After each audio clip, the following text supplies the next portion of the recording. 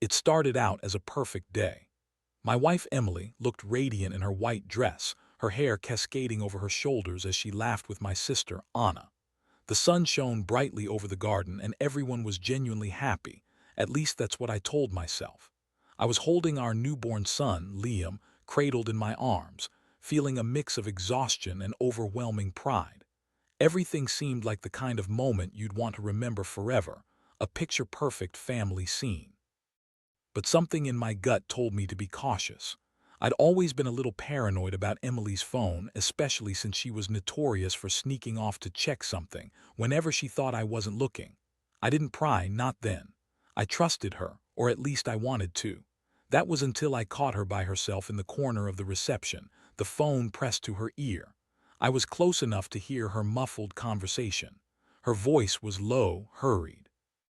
She kept saying, "I'll see you tonight, don't worry, and yes, I'll bring the dress." My stomach twisted. My first instinct was to ignore it, to think maybe she was talking to her sister about the after party or something innocent. But her eyes shifted nervously when she saw me looking. Later that evening, the wedding was winding down and I decided to check her phone. I didn't have a reason, I just needed to know. Maybe I was paranoid. Maybe I was just tired and overwhelmed with the new baby. Still, I unlocked her screen and my heart kicked into overdrive when I saw her messages. They were there, clear as day, a conversation with my best friend, Mark. They talked about meeting after the wedding, about secret plans, about not telling anyone. The words hit me like a punch to the gut. I scrolled further and my stomach sank even more when I saw pictures, screenshots of flirtatious messages, a few with suggestive emojis. The worst part, a few of the texts were from just days before Liam's birth, right when I was in the hospital with her. My hands trembled. I could feel my pulse pounding in my ears. My mind was racing. How could I have been so blind? How could I trust someone who kept secrets like this? It felt like my entire life was a lie, like I'd living in a warm bubble that suddenly burst. I sat there staring at her phone, trying to process what I'd just found. My chest tightened and a bitter taste filled my mouth. Everything I thought I knew about her, about us, was suddenly suspect. Was she ever really faithful? Did she love me at all? Or was I just fooling myself, blind to the truth? The next morning, I woke up with a heavy weight pressing down on me. I kept replaying that moment in my mind, the sharp sting of betrayal searing deep. I knew I couldn't just brush this off. I needed to figure out what to do, but first I had to plan. I couldn't let her get away with this, not after everything. I spent hours thinking about how to handle it, weighing my options. I could confront her outright, but I knew that wouldn't be enough. She'd deny everything, as she always did when caught. I needed proof, something undeniable. And I needed a plan that would hit her where it hurt, make her realize I wasn't the fool she thought I was. The idea took shape in my mind quickly. I decided I'd go all the way. I'd make her feel the same betrayal she handed me. I'd expose her secrets, not in a fit of rage, but calculated and cold. I wanted her to see that I knew everything and I'd turn her own game against her. I started gathering evidence, screenshots, saved messages, anything that could serve as leverage. I already knew I'd confront her face to face, but I needed to be prepared for her denial, her gaslighting. I wasn't going to be caught off guard like last time. The plan was simple but brutal in its effectiveness. I'd make her believe I was just about to forgive her, to give her space to confess, then I'd strike. I'd show her I had her secrets, her lies, her betrayal, all wrapped up neatly in evidence that she couldn't ignore. And when the moment was right, I'd reveal everything publicly if necessary. I closed my eyes, feeling the cold sweat on my palms. I knew this was going to change everything. I had no illusions about what was coming next. But I also knew I couldn't keep pretending I was okay with this. Not anymore. The day I decided to execute my plan, I felt a strange mix of adrenaline and dread. I kept replaying every moment from that wedding in my mind. The laughter, the proud tears in my eyes, Liam sleeping peacefully in my arms, everything felt like a cruel joke now. I had to get this over with, but part of me hesitated. Still, I knew I couldn't keep living under the weight of that secret. I spent the next few hours preparing.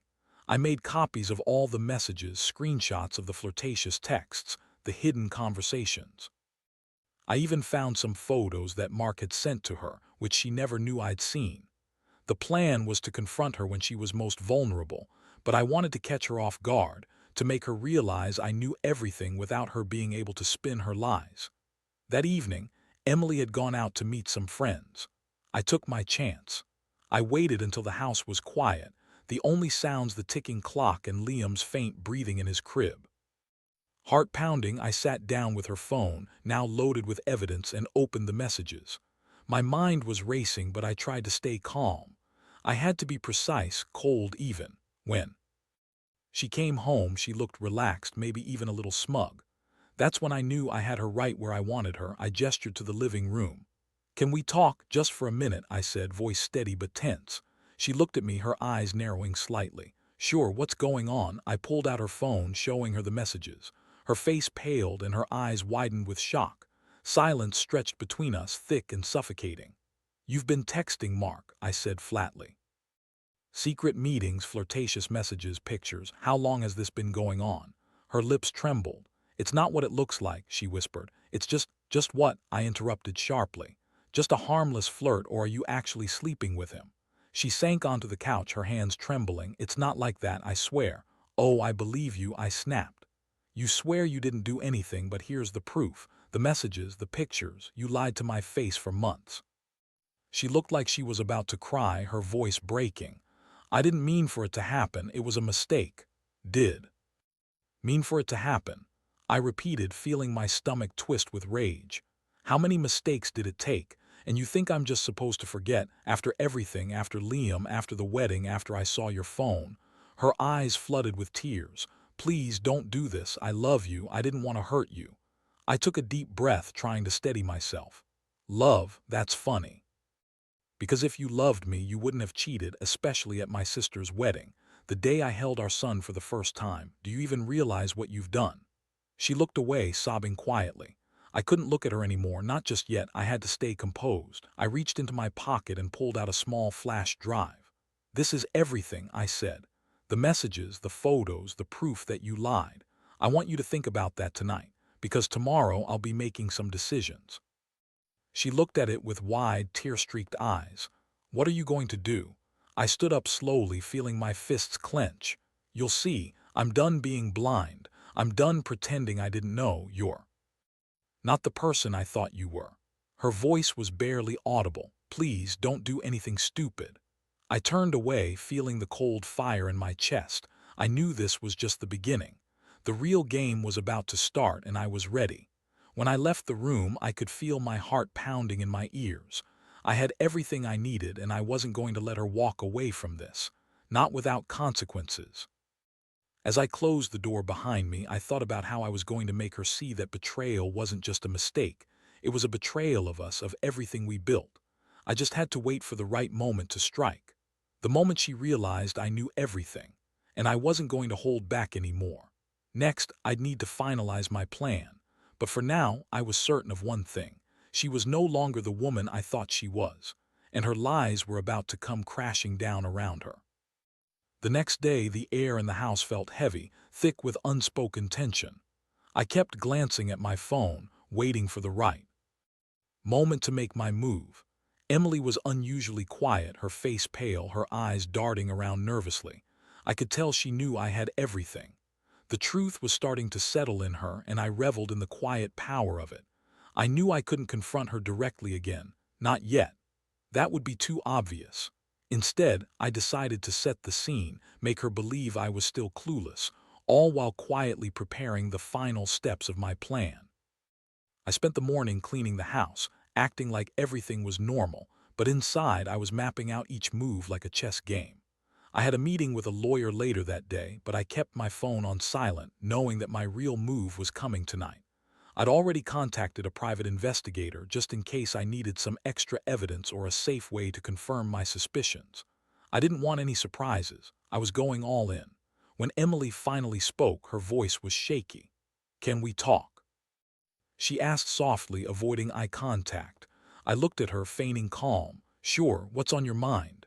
She hesitated, then blurted, "I know you found the messages. I'm sorry, I didn't mean for you to find out like this." I nodded slowly, trying to suppress the anger rising in my chest. You should be, but sorry doesn't fix what's broken, it just confirms what I already suspected. She looked down, tears pooling in her eyes. I was weak. I made a mistake. I never wanted to hurt you. I love you, I swear. I stepped closer. You love me. You cheated on me while I was holding our son. That's a real love. Her shoulders shook as she cried. I was lonely. I felt neglected, but I swear I never planned for this to happen. It just did. I still felt the heat of betrayal, but I kept my voice even.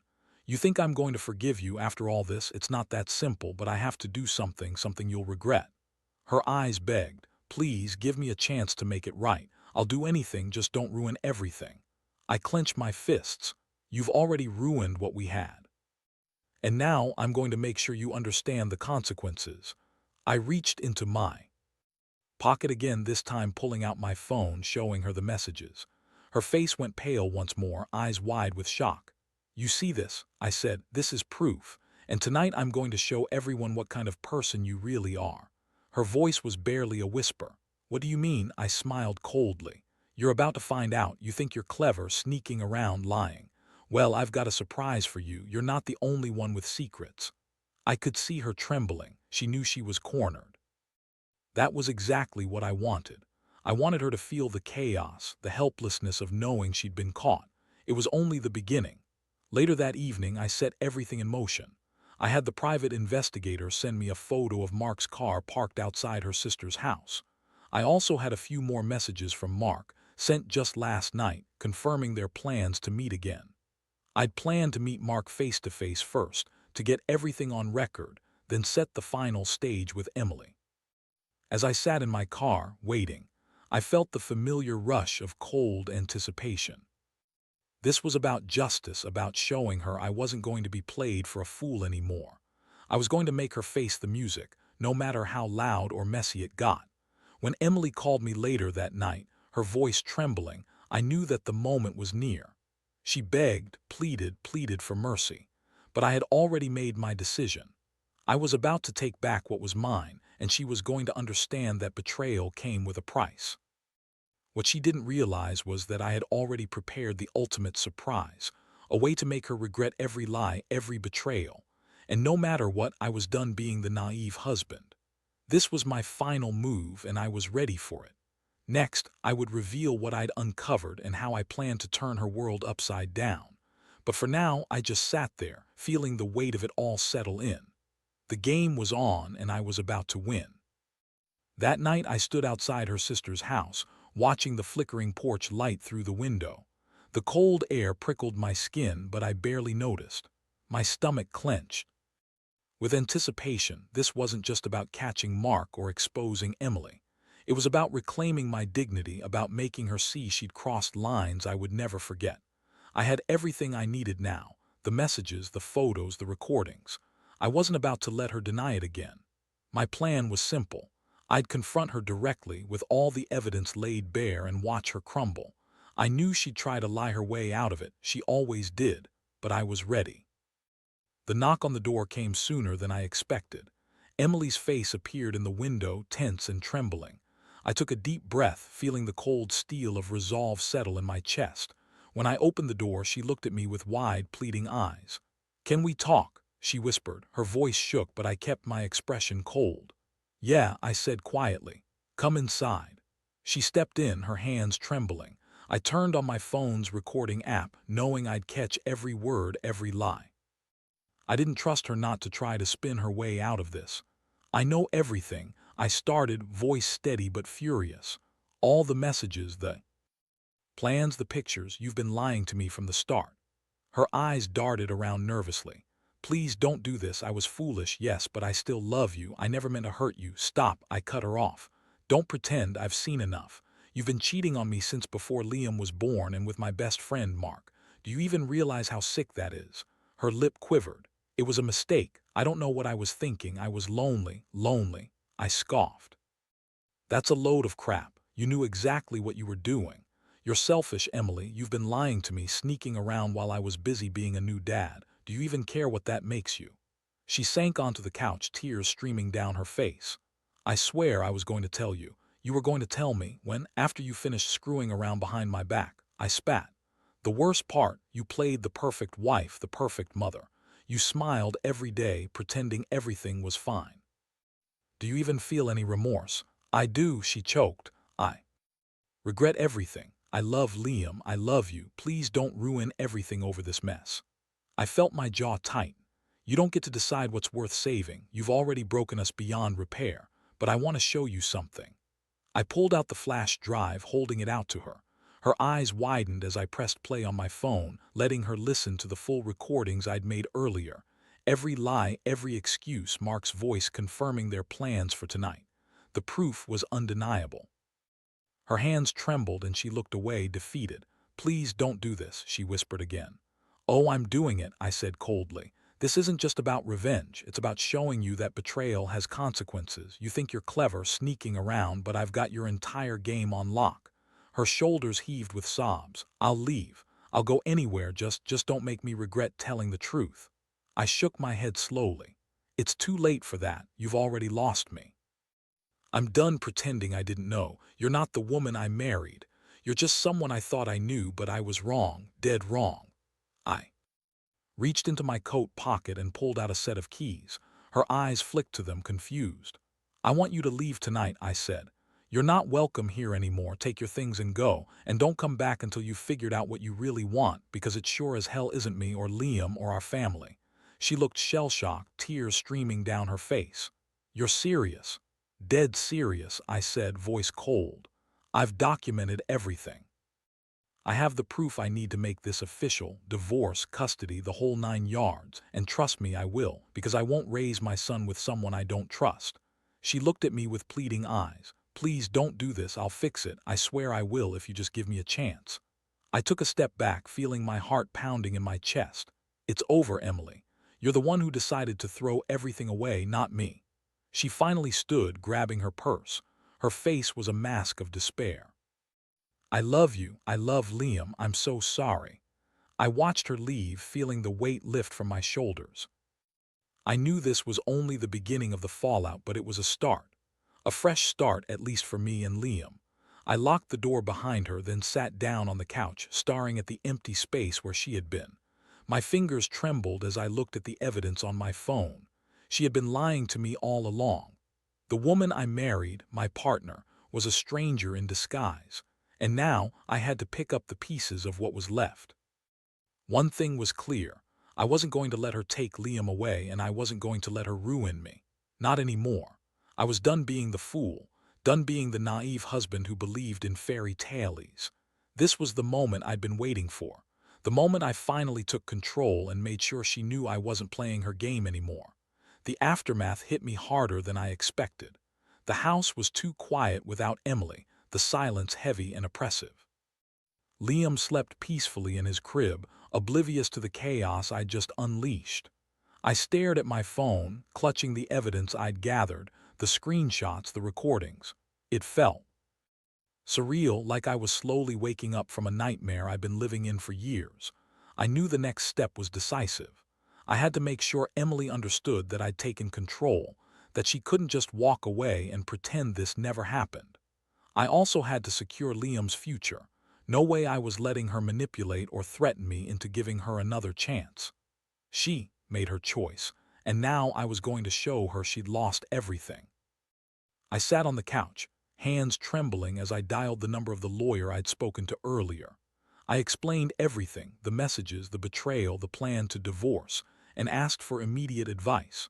The lawyer was calm and professional, guiding me through the necessary steps, filing for divorce, requesting custody, and protecting my rights as Liam's father. She assured me I had a strong case, especially with the evidence I had. That night, I made a solid plan to get the ball rolling. I printed out copies of everything, stored digital backups securely, and prepared myself for the inevitable fight. I knew Emily would try to spin her lies, deny everything, or even claim I was overreacting.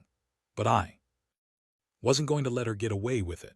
The worst part was knowing that her betrayal was a betrayal of everything I believed in. I kept thinking about the perfect family moments, the promises, the vows, how much I'd loved her, how deeply I'd trusted her. Now all that trust was shattered. I was angry, hurt, and disappointed all at once. I also reached out to Mark, the one person who could confirm everything. I didn't want to jump to conclusions or make accusations without proof. I just told him that I knew about their plans and that I had recordings of their conversations. I told him I didn't want any more lies and I was prepared to take legal action if necessary. When Mark finally responded, his voice was hesitant but honest. "I didn't want to hurt you, man. I never meant for any of this to happen. I swear, I was just caught up in everything, got carried away. I'll do whatever I can to help you now." That was enough for me. I knew I had the leverage I needed, and I was ready to use it. I also knew Emily would try to manipulate the situation. Maybe threaten to take Liam away or paint me as the villain. But I'd already done my homework and I was prepared to stand my ground. The next day, I went to meet with my lawyer again, prepared to file the paperwork for divorce and custody. I handed her all the evidence and she nodded confidently. "This will hold up in court," she said. "You're doing exactly right, and I'll start the process immediately." When I left her office, I felt a strange sense of relief mixed with anxiety. I'd taken back control of my life, but the road ahead was uncertain. Still, I knew I'd done what was necessary. I'd protected my son, my dignity, and myself. Later that evening, I sat Liam in his high chair, watching him giggle as he played with a toy. I couldn't help but smile despite everything. The house was quieter, emptier somehow, but I had clarity now. I knew this was the beginning of a new chapter, one where I wouldn't be blinded by love or trust blindly anymore. Emily was gone, and with her departure, I finally felt like I could breathe again. I'd face whatever came next, but I'd do it on my own terms. No more secrets, no more lies, only the truth, raw and unfiltered. I looked at Liam and a surge of protectiveness washed over me. He deserved better and I was going to give it to him. What I learned from all of this: sometimes betrayal is the push you need to reclaim your life. Trust is fragile and once broken, you either rebuild stronger or walk away.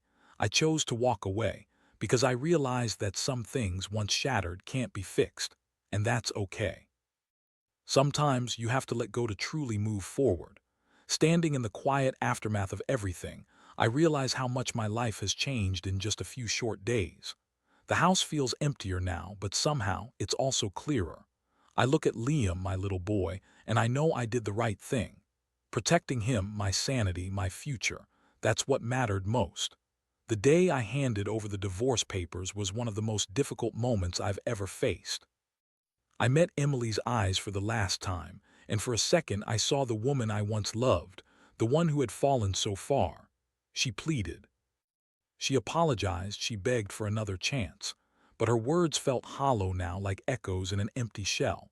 I took a deep breath, steadying myself. I handed her the documents with a cold, firm resolve. "This is final," I told her. "You made your choice, you lost your family, don't come back." She nodded, tears streaming down her face. "Please, Kevin, don't do this, I still love you."